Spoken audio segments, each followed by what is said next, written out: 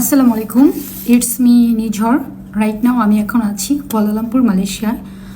আজকে একটা ইম্পর্টেন্ট বিষয় নিয়ে কথা বলতে আসছি। সেটা হচ্ছে আপকামিং যদি কোনো ঘোষণা আসে যে যারা মালয়েশিয়াতে অবৈধ অথবা যাদের পাসপোর্ট নাই তারা ট্রাভেল পাসের মাধ্যমে সরকারিভাবে বাংলাদেশে যেতে পারবে, মানে মালয়েশিয়া থেকে এক্সিট করতে পারবে। তাদের কাছে আমার অনুরোধ, আপনারা প্লিজ প্রত্যেকটা প্রসিডিওর সরকারি নিয়ম মেনে লিগ্যালভাবে করেন। অর্থাৎ ট্রাভেল পাস যখন শুরু হবে আপনারা ব্যাংক ড্রাফট করে হাই কমিশন অফিসে গেলেই তারা অ্যাসিস্ট করবে আপনাকে ট্রাভেল পাস কীভাবে নিতে হবে। তারপরে মালয়েশিয়ান একটা অ্যাপস আছে, ওয়েবে ঢুকে আপনি সেখানে গিয়ে ইমিগ্রেশন থেকে আপনি অ্যাপয়েন্টমেন্ট নিয়ে তারপরে যেতে পারবেন।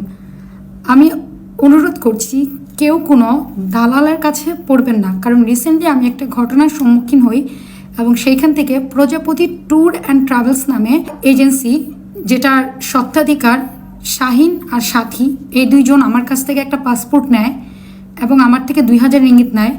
পরে চাপে পড়ে 1000 রিঙ্গিত ব্যাক করলো, বাকি 1000 রিঙ্গিত এখনও ব্যাক করেনি। ইনফ্যাক্ট পাসপোর্টও এখনও ব্যাক করেনি।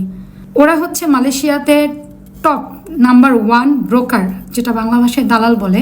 আমি জানি না আপনারা কেউ তাকে কোনো কাজ দিয়ে উপকার পেয়েছেন কিনা, তবে আমি যাদের সাথে কথা বলছি তারা সবাই বলছে তারা এরকম করে এবং এরা এক পর্যায়ে এরকম করবে, আপনার থেকে পাসপোর্ট নেবে, পেমেন্ট নিবে, যখন কাজ হবে না আপনি যখন তাদের ফোন দেবেন আপনাকে হুমকি দিবে যে আপনি অবৈধ, আপনাকে পুলিশে ধরাই দেবে। বেসিক্যালি না, যখন ট্রাভেল পাসের ঘোষণা আসবে, আপনাদের যখন ট্রাভেল পাসের হাতে পাবেন আপনার স্ক্যান করে রাখবেন এবং আপনার প্রসিডিউর চলমান, তখন ইমিগ্রেশন অফিসার আপনাদেরকে ধরবে না, কারণ যেহেতু আপনার প্রসেসিং চলমান।